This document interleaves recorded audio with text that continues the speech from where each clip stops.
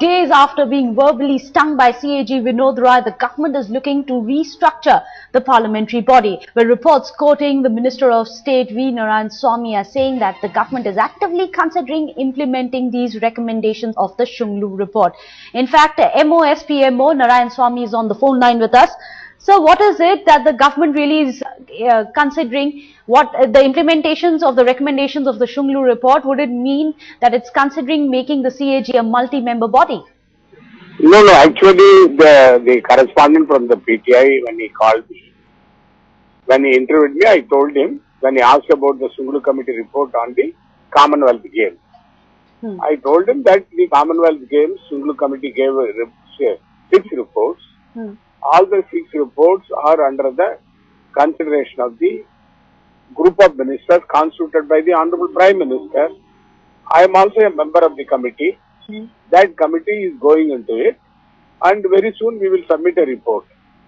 And he asked me about what about the other recommendations. Other recommendations, he did not specifically ask me about C&AG. He asked me about other recommendations. I said other recommendations also we will consider. But we did not specifically ask me a question whether the government is considering to make C&AG as a multi-member body. He did not ask that question. I did not answer him. He put his own words in my mouth, and then we filed the story. I am very sorry about it. So then let me ask you the question. Is the government considering making the CAG a multi-member body? No, as far as this is concerned, it's a policy decision which the government has to take after taking so many things into consideration. In fact, the Prime Minister made it very clear that there will be no change in the status of C&AG. That makes the position very clear.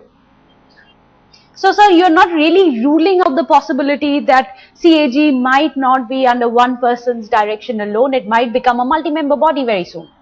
No, when the Honorable Prime Minister said it very clearly that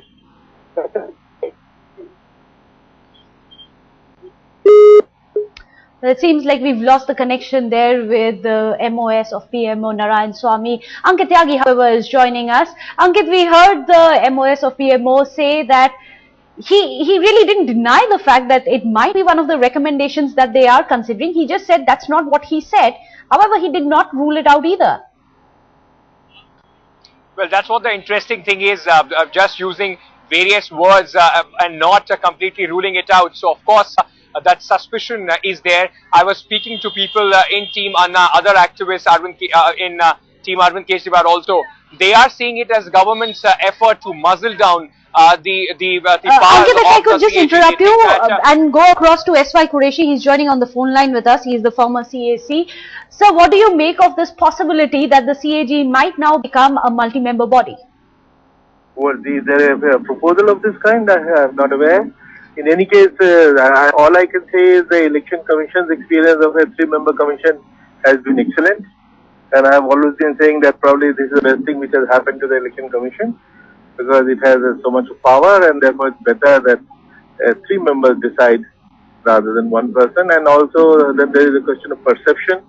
If even if one person is acting very fairly, questions can be raised, and if it is a multi-member commission, it does take care of that problem. Sir, it's interesting because you're one of the very few people that we've spoken to. We've also spoken to Subramaniam Swamy. All of them have come out and slammed the government, saying that it's a way of them trying to muzzle an independent thinking CAG. No, but if you see the history of the Election Commission, and if you look at the judgment of the Supreme Court, which argued in favor of a multi-member commission, I think all the arguments about the Election Commission are valid for any other powerful body. I'm not talking specifically of CAG, but on the basis of Election Commission experience, I think it has worked extremely well, the 3-member commission. But then the public perception at a time when Vinod Rai has come out and slammed the government for the sort of the measures that they've been taking, he said that they are rather autocratic, and at a time like this, when something like this would happen, a possible muzzle on the CAG, public perception will definitely think that it is a personal battle between Vinod Rai and the government rather than its recommendations on a committee. You are right. You know, the timing can create that kind of a perception. That's true. But if you recall that in the time of Mr. T.N. session also, a similar situation had arisen, and the matter had gone to the Supreme Court, and Supreme Court had, in his judgment, argued in favor of a multi-member commission, and for a good reason. And after that, we have 15 years of experience behind us. And I have always said that one of the finest things which has happened to Election Commission is becoming a three-member commission. Because three heads are better than one, and in any case, even if a single man's judgment is perfect, but the possibility of, now as you said, perception is important. Now, a single man can also be perceived as arbitrary, which can be very unfair allegation. Therefore, to deal with perception, I do feel anything which improves the perception about the neutrality of an organization, including its appointment procedure. I've always said that even the election commissioner should be appointed by an electoral college, only to take care of the perception. Now, I'm not saying that the election commission has been less than fair, not at all. But just to take care of anybody who can raise figures that this the person has been appointed by the government of the day, so therefore must be favoring it. I think those perceptions needs to be handled. So, sir, you're saying that it is possibly a good recommendation. In that case, why do you think that the government is now dithering? Because Narayanaswamy actually came out and spoke to Headlines today and said that he didn't actually say that the specific recommendation of the CAG becoming a multi-member body is something that is being looked at. He said, on the whole, all the recommendations by the Shunglu committee is being reported, and he completely evaded and he played with words and he refused to directly answer whether that aspect is being looked into or not. Why would that be? Just a minute, I have not heard Mr. Narayanaswamy or anything on the TV. I'm out away from the TV. I have no idea. Therefore, I can't comment on all that. I'm only talking generally about the fact that a powerful institution, whether it will be better if it is a multi-member institution. That's all I'm focusing on. It's interesting because the Shunglu committee too had said that the monocracy is not really something which is going to be conducive towards efficiency and also the outcome and the accountability of any body, especially that of CAG. Thank you so much, sir, for joining us right here on Headlines today. Also joining us is our Deputy Editor, Kartikeya Sharma.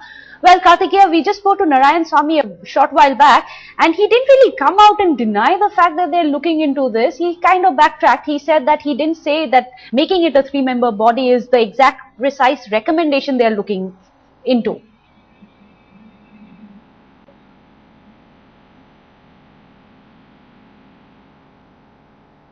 Well, Ankit, if I could come to you, we just heard the first word of recommendations, a good recommendation rather for the Shunglu committee coming forth, this by the former CEC, S.Y. Qureshi. Well, that's what the whole argument is about. It is about the perception in the eyes of the public. Although on one hand, the argument that the committee and of course the government would be putting forward would be that it will bring out more transparency and it will also bring out more credibility for the CAG. But the timing is especially being looked at with a lot of suspicion. A lot of people are believing that because... Ankit, sorry to interrupt you again. If I could just go across to Somnath Chatterjee, former Lok Sabha Speaker. He's joining us on a phone line right now. Sir, what do you make of this possibility that the CAG might from henceforward become a multi-member body instead of being directed by one person alone? You see, I don't find any... I feel that it requires constitutional amendment. The government has to get it. I don't know whether they can do it. But the other point is basically nothing is wrong on this because the CAG function is important. Election Commission is a multi-member body. It is doing excellent work. And I don't think that a multi-member body is basically unworkable. It depends on the people's ability to work together. And speaking for myself on the matter, because I think there is a tendency these days when many holders of important positions to go beyond their jurisdiction, beyond their authority. Everybody seems to be advising others. Everybody seems to be more patriotic than others. Somehow this attitude I personally feel is not good for the country. It has to, every constitutional authority has to work in a manner consistent with its duties and rights. And seems to be a proneness to exceed authority. Many of the constitutional laws. But sir, then are you to saying me- that it's possible that the CAG too has exceeded his brief?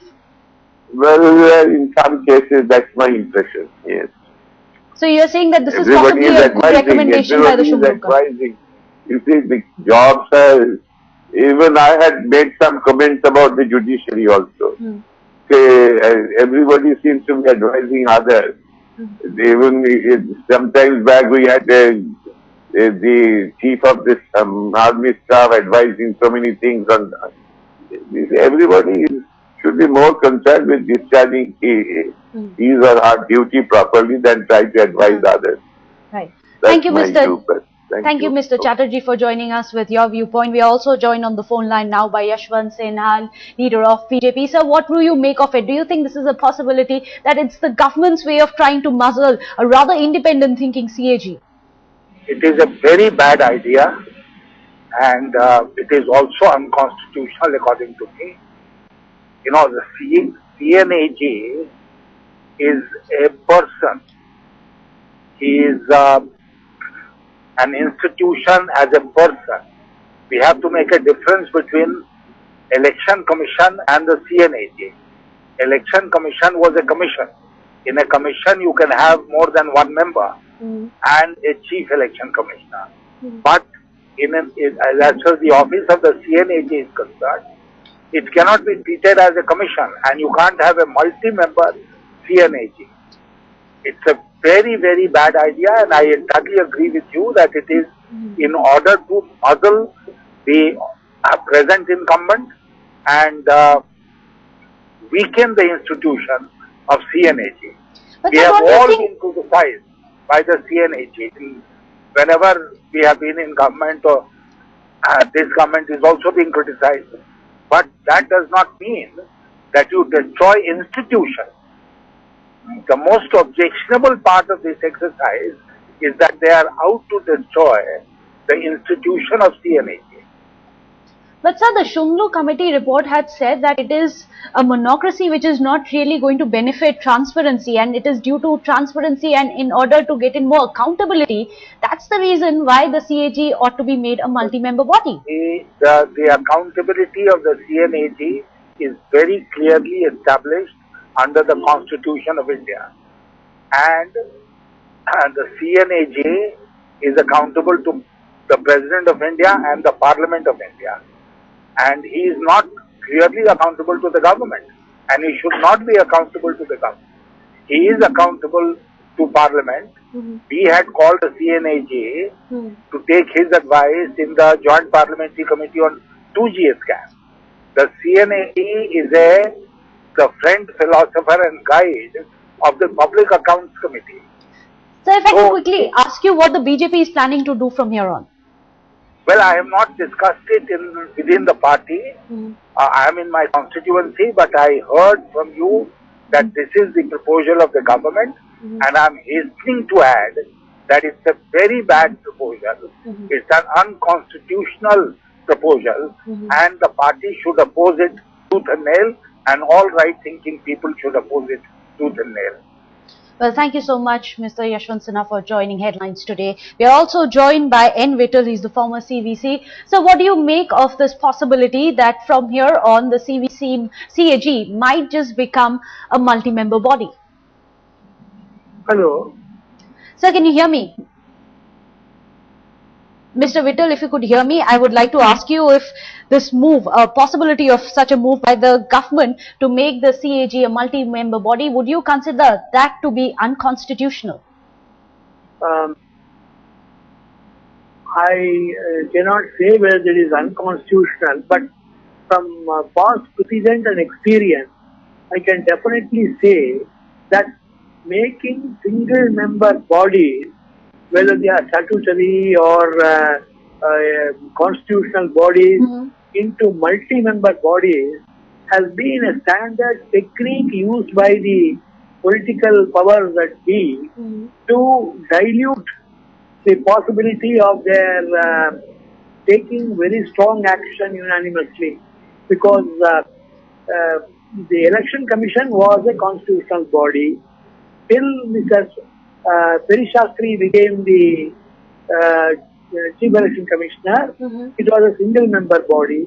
But when Mr. Perishastri took such decision, when Mr. Rajiv Gandhi was the Prime Minister, about questioning the government announcing certain concessions after the elections have been notified, quietly the single member body, which was the Election Commission, was made into a 3-member body. The same technique was adopted when in 1998 I became CVC, Right. and till that time the first 10 CVCs of the Government of India were all single member commissions, and only one member was the Central Vigilance Commissioner.